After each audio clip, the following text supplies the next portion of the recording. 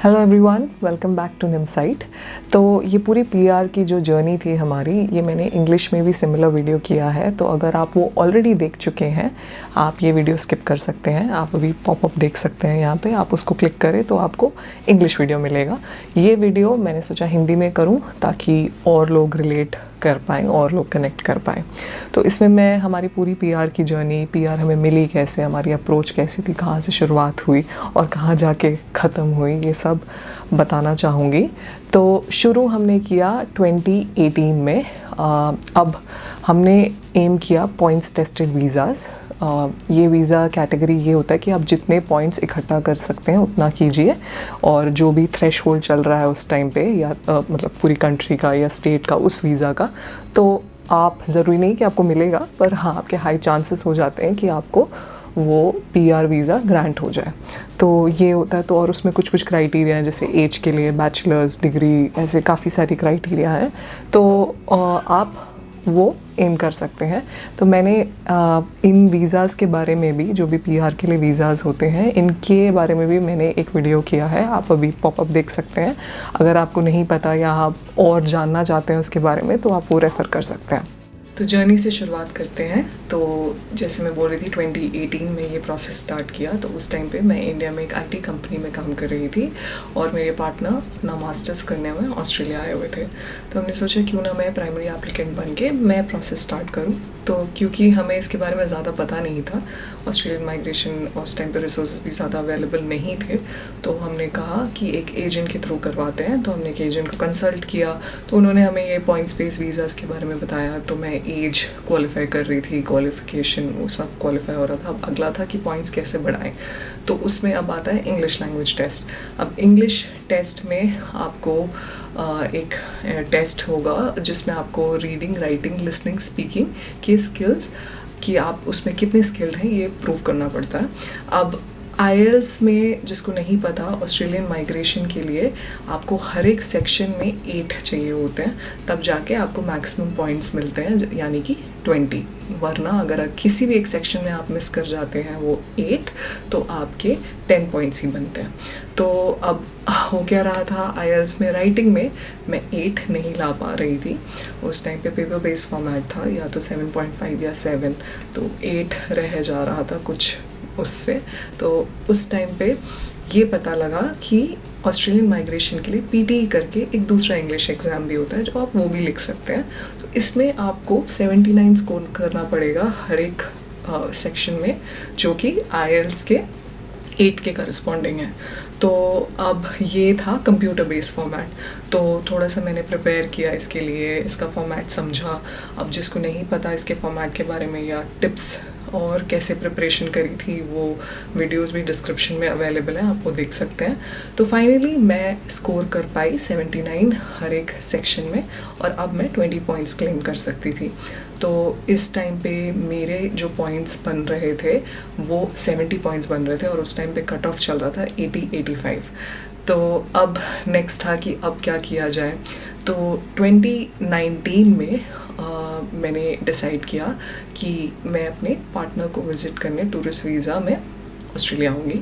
तो उस टाइम पे मैंने ये एक और एग्ज़ाम के बारे में पता किया। इट्स अ ट्रांसलेशन एग्ज़ाम, नाटीएज एग्ज़ाम का नाम। इस एग्ज़ाम के बारे में भी आप देख सकते हैं, डिस्क्रिप्शन में होगा।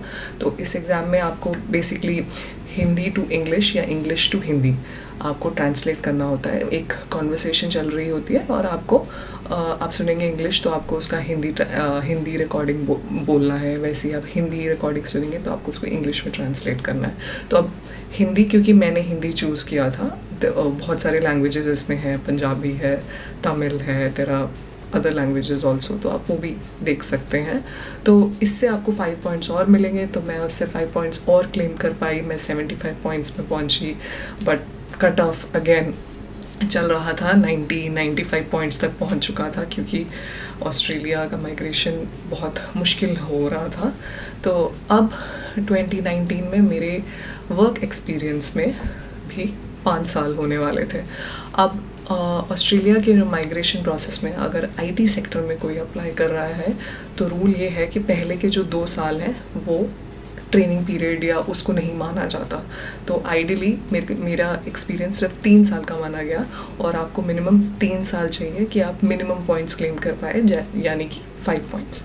तो मैं उस टाइम पे 5 पॉइंट्स क्लेम कर पाई क्योंकि मेरे 5 साल हो चुके थे 2019 में। तो अब हमारे पॉइंट्स बन चुके थे 80।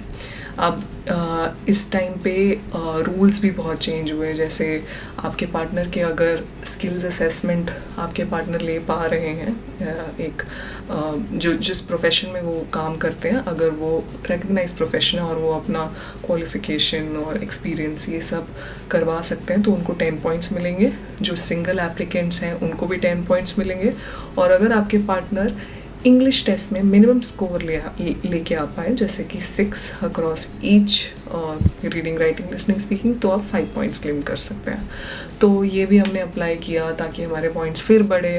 तो ऐसे कर आके 190 के लिए अराउंड 85 पॉइंट्स बन रहे थे और 189 वीज़ा जो कि पूरे ऑस्ट्रेलिया के लिए होता है उसके लिए अराउंड 80 पॉइंट्स बन रहे थे। बट जैसे मैंने कहा, कट ऑफ उस टाइम पे बहुत ज़्यादा था। कट ऑफ 90, 95, 100 तक भी पहुंच चुका था। कोविड पीरियड वगैरह भी था, तो उस टाइम पे कट ऑफ बहुत ज़्यादा था। तो पीआर और मुश्किल मीन्स हर टाइम जैसे जैसे पास आ रहे थे वैसे वैसे कट ऑफ बढ़े जा रहा था। तो समझ नहीं आ रहा था क्या करना चाहिए। तो उस टाइम पे ये डिसाइड किया कि मैं अपनी नौकरी क्विट करके ऑस्ट्रेलिया आऊँगी, क्योंकि मेरा टूरिस्ट वीज़ा अभी भी वैलिड था। तो मैं ऑस्ट्रेलिया आई, फिर वहाँ जाके देखते हैं कैसे करना है। तो मैं ऑस्ट्रेलिया आई, पहले मैंने एंट्री की। तो 3 महीने का वीज़ा कंडीशन है कि 3 महीने में आपको एक एग्ज़िट करना है। तो पहले 3 महीने आया, थोड़ा देखा, तो उस टाइम पे मैंने अपना नेटवर्किंग थोड़ा चालू किया था, क्योंकि मेरे पास वर्क राइट्स नहीं थे, तो मैं वर्क करना अलाउड नहीं था।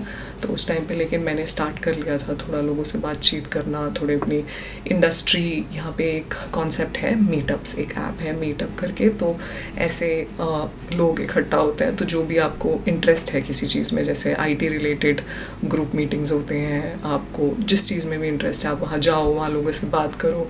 और ऑस्ट्रेलिया में ये चीज़ बहुत ज़्यादा इम्पॉर्टेंट है। अगर आपको नौकरी चाहिए, आपको नेटवर्किंग करना, मतलब अगर आपको नौकरी चाहिए तो नेटवर्किंग करना बहुत ज़रूरी है। तो मेरे को ये शुरुआत में ही मैंने करना स्टार्ट कर दिया था। तो उस टाइम पे 3 मंथ्स का, बिकॉज 3 मंथ्स ख़त्म हुआ तो एक एग्ज़िट किया इंडोनेशिया, फिर वापस एंट्री की, फिर 3 महीने और मिले। अब इसके बाद ये था कि PR की वेटिंग अभी भी चल रही है, तो क्या करना चाहिए। तो उस टाइम पे स्टूडेंट वीज़ा, मेरे पार्टनर का जो स्टूडेंट वीज़ा था, वो हमने डिसाइड किया कि वो हम फिर से फाइल करेंगे, पर इस बार मुझे भी डिपेंडेंट ऐड करेंगे, क्योंकि वो हमारा सबसे ईजी ऑप्शन था। सबसे ईजी मतलब सबसे फास्ट ऑप्शन कि मैं ऑस्ट्रेलिया रह पाऊँ। तो हमने वही किया। वहाँ पे हमने फिर से स्टूडेंट वीज़ा फाइल किया, और इस टाइम मैं भी डिपेंडेंट थी। हमें खर्चा दिखाना पड़ा, हमारे घर वालों से भी हेल्प लेके हम लोग को एक अमाउंट दिखाना पड़ा कि हम दोनों एक दूसरे को सपोर्ट कर सकते हैं, एक्सपेंसेस और ये सब। बस आपको फंड्स दिखाने हैं कि आपके पास है इतना, क्योंकि उनकी पढ़ाई के बेसिस पे वो यहाँ आए थे। तो 1 साल की फ़ीस, वो सब मिला के एक अमाउंट दिखाना होता है बैंक में। तो एक बार वो किया, तो 1 महीने के अंदर मुझे स्टूडेंट वीज़ा मिला और मैं एज अ डिपेंडेंट थी स्टूडेंट वीज़ा में। और अब मेरे पास फुल वर्किंग राइट्स थे, क्योंकि वो अपना मास्टर्स कर रहे थे, तो मेरे पास अब फुल वर्किंग राइट्स थे। तो अब फाइनली ऑफिशियली मैं नौकरी ढूंढने के लिए एलिजिबल थी, नौकरी करने के लिए एलिजिबल थी। तो मैंने अब इंटरव्यूज़ वगैरह भी देना स्टार्ट किया, और उस टाइम पे एक रिटेल स्टोर पे काम करना स्टार्ट किया लिमिटेड वर्किंग आवर्स में, ताकि मैं बाकी टाइम इंटरव्यूज़ पे फोकस कर पाऊँ। तो as a customer service representative शुरुआत की ऑस्ट्रेलिया, लोगों से बातचीत करनी स्टार्ट करी, यहाँ का थोड़ा कल्चर समझा, लोगों से बात करी। तो वो एक्सपीरियंस भी मैं समझती हूँ कि वो एक्सपीरियंस भी बहुत अच्छा था। फाइनली 2020 एंड में मुझे मेरा पहला फुल टाइम जॉब मिला IT में, ऑस्ट्रेलिया में। अब ये नेटवर्किंग की वजह से काफ़ी ज़्यादा हेल्पफुल हुआ। मुझे बाकी इंटरव्यू के स्टेजेस देने पड़े, पर जो आपका पहला स्टेज होता है कि जिसमें आपका रिज्यूमे रिक्रूटर के पास डायरेक्टली जाता है, अगर कोई उस कंपनी का एम्प्लॉय रेफ़र करे तो ये जो चीज़ है ये थोड़ी आसान हो सकती है। तो वैसे मेरा फुल टाइम जॉब शुरू हुआ और पीआर अभी भी वेटिंग था। अब सब कुछ एक्सपायर हो रहा था।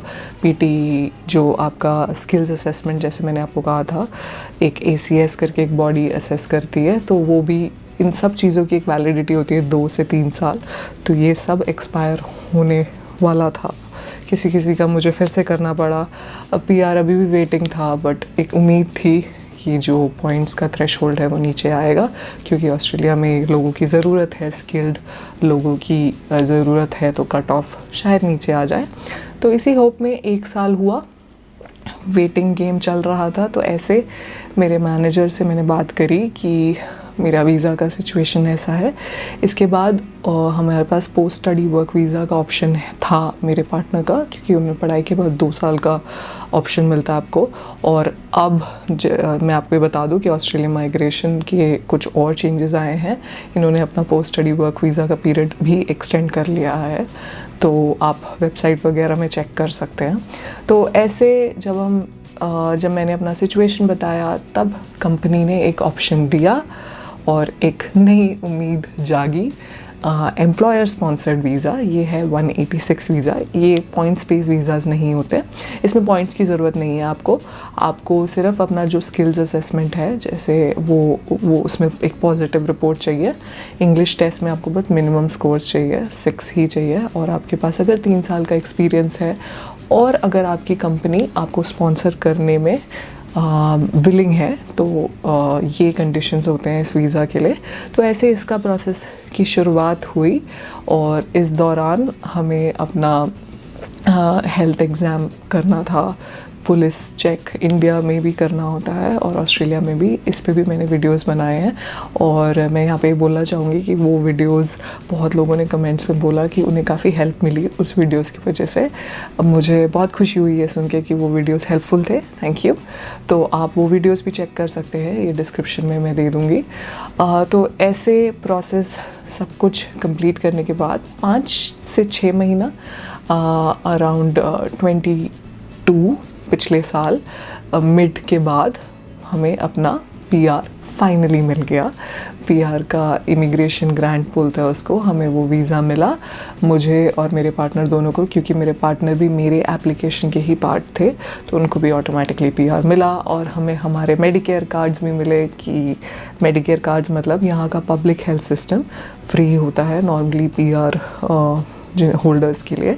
तो वो कार्ड्स के लिए भी हम अप्लाई कर सकते थे, हम एलिजिबल थे। तो ऐसे फाइनली हमारी पीआर की जर्नी ये थी। तो मैंने सोचा मैं ये पूरा कवर करूँ ताकि आप लोग के लिए हेल्पफुल हो कि आप क्या क्या कर सकते हैं। अब कुछ चीज़ें मैं ज़रूर यहाँ पे हाईलाइट करूँगी जो मैं अपनी, बोलते हैं ना कि आप अपनी गलतियों से सीख सकते हैं, या मैं ऐसे बताना चाहूँगी कि मैं क्या अलग करती। तो पहला ये है कि अगर आप चाहें तो ये सारे प्रोसेस आप खुद से कर सकते हैं। एजेंट की जो फ़ीस है आप बचा सकते हैं, पर जैसे मैंने कहा कि आप अगर बिल्कुल क्लूलेस हो, जैसे आपको कोई अंदाज़ा नहीं है कि क्या करना है, तो ऑफ कोर्स एजेंट के थ्रू करिए, बट आप ये खुद भी कर सकते हैं। मेरे बहुत सारे दोस्त हैं जिन्होंने खुद किया है ये प्रोसेस, क्योंकि आपको सब कुछ उन्हें देना पड़ता है, सारे ये डॉक्यूमेंट्स आप ही को कलेक्ट करके देने पड़ते हैं, और फिर वो ऑल्दो आपको बड़े अच्छे से बताएंगे सब, पर अगर आप चाहें तो वो फ़ीस आप बचा सकते हैं। और दूसरी चीज़ ये कि अगर स्टूडेंट्स प्लान कर रहे हैं यहाँ आना, तो आप रीजनल यूनिवर्सिटीज़ देखिए, क्योंकि आपके पॉइंट्स बेस्ड वीज़ाज़ के लिए अगर आप सोच रहे हैं तो आपको और ज़्यादा पॉइंट्स मिलता है अगर आप किसी रीजनल यूनिवर्सिटी से पढ़ रहे हैं, और आपको जो पोस्ट वर्क वीज़ा है वो भी ज़्यादा मिलेंगे। 4 साल है अभी के हिसाब से। तो ये कुछ पॉइंटर्स थे, और ये मेरी पूरी जर्नी थी पीआर की। अब सबकी जर्नी अलग होती है पीआर की, किसी की आसान होती है, किसी की मुश्किल होती है।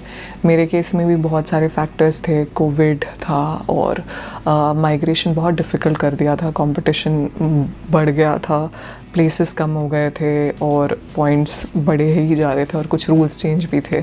तो ऐसे थोड़ा सा मुश्किल हो गया था, तो थोड़ा टाइम लगा, पर अंत में जो होता है ना, अच्छे के लिए ही होता है, जैसे बोलते हैं। तो अब लेकिन ऑस्ट्रेलियन माइग्रेशन आसान करने की कोशिश हो रही है।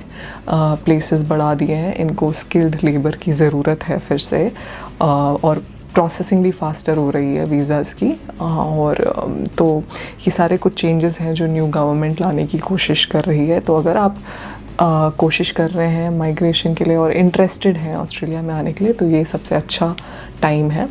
बाकी आपको अगर कुछ भी डाउट्स हो, कुछ भी आप पूछना चाहते हैं, आप कमेंट्स में डाल सकते हैं। मैं कोशिश करूँगी उनका जवाब देने की, मेरी जर्नी और मेरे एक्सपीरियंस के बेसिस पे। मैं ऐसे ऑस्ट्रेलिया पे और वीडियोस करती हूँ, और करियर रिलेटेड भी कुछ वीडियोस आप चैनल में प्लेलिस्ट में चेक कर सकते हैं। अगर ये वीडियो आपको अच्छा लगा और ये हेल्पफुल रहा होगा तो प्लीज़ लाइक कीजिए, और दूसरों के साथ जो ऐसी जर्नी में है या जर्नी में इंटरेस्टेड है उनके साथ भी शेयर कीजिए। Thank you.